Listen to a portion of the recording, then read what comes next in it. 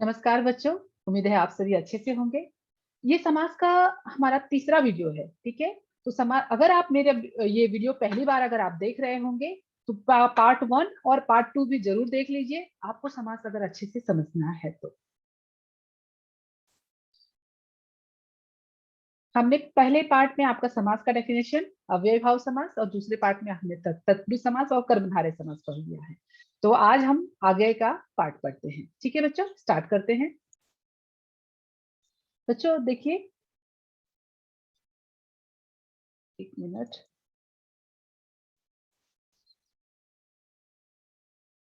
बच्चों अभी हम आज पढ़ेंगे द्विगु समास के बारे में। ठीक है, तो द्विगु समास के लिए पढ़ने के पहले हम लिखते कैसे, पहले हम ये देख लेते हैं इसको। क्योंकि देखिए ये वीडियो मैं बच्चों के लिए बना रही हूँ तो बच्चों के हिसाब से ही बनाऊंगी। अभी ये देखिए द्विगु कैसे है। अब मैंने पहले ही बताया था कि अगर हम इसको अलग करेंगे तो द हाफ होगा। और वो बच्चों देखिए, द्विगु हम लिखते कैसे, पहले हम इसको जान लेते हैं कि द। आपको देखिए वर्ण विच्छेद में मैंने सिखाया था कि जो नीचे वर्ण लिखा रहता है वो हाफ रहता है, तो कहीं कहीं पर ये द्विगु ऐसे भी रहेगा, द के नीचे हल, और व क्या रहता है, पूरा रहता है। ठीक है, द्विगु, द्विगु। ठीक है, इस तरीके से इसको वर्ण विच्छेद करेंगे तो द के नीचे हल आएगा, फिर व आएगा, फिर ई आएगा। ठीक है बच्चों, ई आएगा। तो द्वि और गौ का जैसे रहता है आप सेम वैसा ही रहेगा द्विगु समास। तो ये ध्यान में रखिए क्योंकि बच्चे बहुत गलती करते हैं, द्विगु और द्वंद्व में हमेशा कंफ्यूज हो जाते हैं कि द्विगु क्या है और द्वंद्व क्या है। नाम दो दो दो दो आता है तो इसलिए बच्चे कंफ्यूज हो जाते हैं इसमें। ठीक है बच्चों, तो जिस समास का एक पद संख्यावाचक विशेषण हो, कर्मधारय में भी हमने पढ़ा था क्या, कर्मधारय में पढ़ा था विशेषण और विशेष्य। लेकिन यहाँ पर विशेषण पढ़ रहे हैं, लेकिन कौन सा, 100% गारंटी है कि आपकी जो द्विगु समास है वो हमेशा संख्यावाचक शब्द से ही स्टार्ट होगा। ये याद रखिए। अगर आप उसको अगर संख्यावाचक पद से और समूह और समाहार शब्द का इस्तेमाल करते हैं तो वो सही ही होगा, वो गलत हो ही नहीं सकता है। तो इसका जो द्विगु समास का रूल है क्या कहता है, दो पद होते हैं।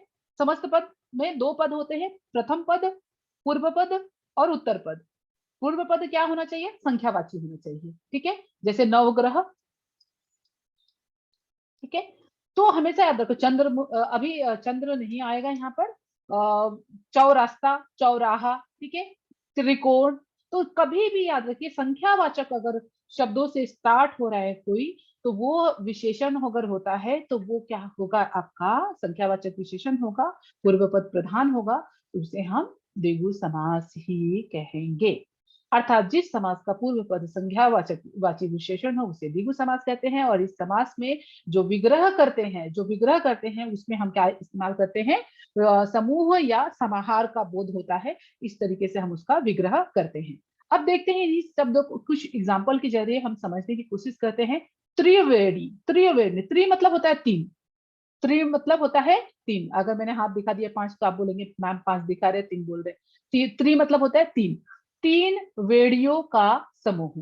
ठीक है, ये नदी त्रिवेणी एक नदी का नाम है, तीन, जहाँ पे तीन नदियां क्या होती है, तीनों नदियों का संगम स्थान को बोलते हैं। ये गंगा जमुना सरस्वती जब तीनों एक साथ मिलती हैं तो उनको क्या बोलते हैं, त्रिवेणी भी कहते हैं।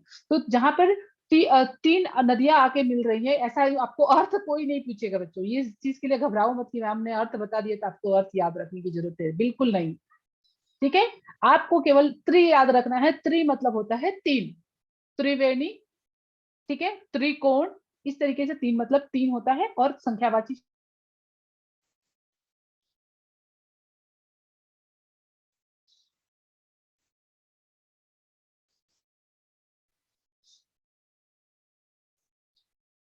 ठीक है बच्चों, तो किससे स्टार्ट होता है, वो संख्यावाची शब्दों से स्टार्ट होता है। पंचतंत्र मतलब होता है पांच तंत्र।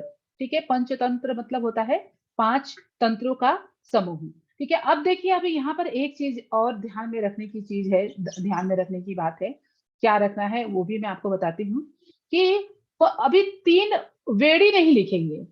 ठीक है, ये बहुवचन में हो जाएगा क्योंकि एक जब रहता है तो हम बहुवचन का प्रयोग नहीं करते हैं, लेकिन अगर एक से अधिक हो तो हम क्या करते हैं, वहां पे बहुवचन लगाते हैं, इसलिए तीन वेड़िया हो जाएगी। एक से अधिक हो गया तो तीन हो गए, तो इसलिए हमने वेड़िया कर दिया। और यहाँ पर पांच तंत्रों, अब एक तंत्र होगा तो तंत्र लिखेंगे, लेकिन अगर पांच है तो पांच तंत्रों का समूह। तो विग्रह में भी कंफ्यूज करते हैं बच्चे, इसलिए ध्यान में रखो, इसको 5 तंत्रों का समूह होगा। फिर 3 लोकों का, 3 लोक नहीं होगा, 3 त्रिलोक मतलब 3 लोक, ठीक है। 3 लोक मीन्स स्वर्ग, पाताल, नरक की बोलते हैं ना, 3 लोकों का समूह, समाहार। और 2 चीजें याद रखो, विग्रह में हम बहुवचन का प्रयोग करेंगे, कहीं का, और समाहार और समूह दोनों का अर्थ एक ही होता है। आप समूह लिखिए चाहे समाहार लिखिए, दोनों का शब्द एक ही होता है। अभी शताब्दी, शताब्दी मतलब होता है 100 वर्षों की, जो 100 अब्दों का समूह होता है उसको हम क्या कहते हैं, शताब्दी कहते हैं। तो ये 100 अब्दों, अब्दों मतलब होता है वर्षों, 100 वर्षों का समूह। ठीक है बच्चों, आया समझ में आप लोगों को? उम्मीद है आप लोगों को अच्छे से समझ में। नेक्स्ट है हमारा द्वंद्व समास। अभी द्वंद्व समास में क्या है, अभी वैसे जैसे मैंने द्विगु का विग्रह करके बताया था, द्वंद्व में दोनों के द्वंद्व, द के नीचे हल और व पूरा। इसको भी लिख के बताऊं क्या बच्चों? द के नीचे हल, ये बोलेंगे मैम क्या क्या सिखा रहे हैं, बहुत मुश्किल हो जाएगा, है ना। द्वंद्व, ठीक है, मतलब वह नीचे है मतलब वो पूरा होता है। इस समास में दोनों पद ही प्रधान होते हैं। इसको मैंने कहा एग्जाम्पल दिया था आपको, अव्यय भाव समास के लिए क्या बताया था। अब बीच में योजक चिन्ह होगा, कंफर्म है बीच में योजक चिन्ह होगा ही तभी द्वंद्व समास होता है, ठीक है। और दोनों शब्द ज्यादातर होता है अपोजिट वर्ड यूज किया जाता है, विलोम शब्द रहते हैं, एक दूसरे के विलोम होते हैं, ठीक है।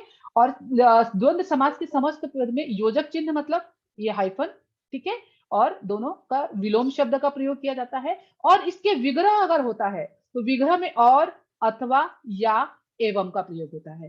मैक्सिमम 90% जो होता है वो और का प्रयोग रहता है, और बाकी समय में कहीं कहीं पर दिन अथवा का भी कहीं कहीं पर भी प्रयोग होता है, कहीं कहीं पर या का सुख या दुख भी लिख सकते हैं, सुख और दुख भी लिख सकते हैं। अथवा का भी कहीं कहीं प्रयोग होता है, या का भी, एवं का भी कहीं कहीं प्रयोग होता है, ठीक है। तो ये इससे अलावा और कुछ नहीं होता है, इतना निश्चिंत रहिए, इसके अलावा और कुछ नहीं होता। इसके विग्रह के लिए क्या क्या रूल बताया मैंने, एक पहला योजक चिन्ह होगा ही होगा, दूसरा आपका विलोम, एक दूसरे के विलोम होंगे, तीसरा इसके विग्रह में और, या, अथवा, एवं का प्रयोग होगा। क्लियर बच्चों, एकदम कंफ्यूज नहीं करेंगे, बिल्कुल नहीं करेंगे आप लोग, ठीक है। कभी उसे द्वंद्व समास कहते हैं, जैसे जलवायु, तो ये मैंने ही गलती की, जलवायु को भी जल और वायु, ठीक है, जल और वायु, बीच में योजक चिन्ह रहेगा, जल और वायु हो गया, वायु मतलब हवा हो गया। अपना, पराया, अपना या पराया, अपना और पराया, ये भी लिख सकते हैं। पाप और पुण्य, ठीक है, पाप या पुण्य भी लिख सकते हैं, और पाप और पुण्य भी लिख सकते हैं। राधा कृष्ण, राधा और कृष्ण, और राधा या कृष्ण भी लिख सकते हैं, ठीक है बच्चों। बच्चों उम्मीद है आप लोगों को बहुत अच्छे से समझ में आ रहा होगा सारा। हमने पहले वीडियो में क्या पढ़ लिया था, समास क्या कहता है, समास कैसे कैसे बनता है, समास विग्रह क्या है, समस्त पद क्या है, और उस पे हमने पढ़ा था अव्ययभाव समास, ठीक है, अव्ययभाव हो गया। नेक्स्ट में हमने तत्पुरुष समास और कर्मधारय समास, आज हमने पढ़ लिया द्विगु समास और द्वंद्व समास।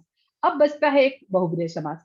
तो बहुब्रीहि समास के लिए आप सोचेंगे मैम एक समास के लिए आपने स्टॉप क्यों कर दिया, लेकिन बच्चों आपके लिए वीडियो बहुत बड़ा हो जाएगा, ठीक है। मैं तो 1 घंटे में पूरा का पूरा लेक्चर एक ही दिन में खत्म कर दूंगी, लेकिन आप लोगों के लिए समझना बहुत मुश्किल हो जाएगा।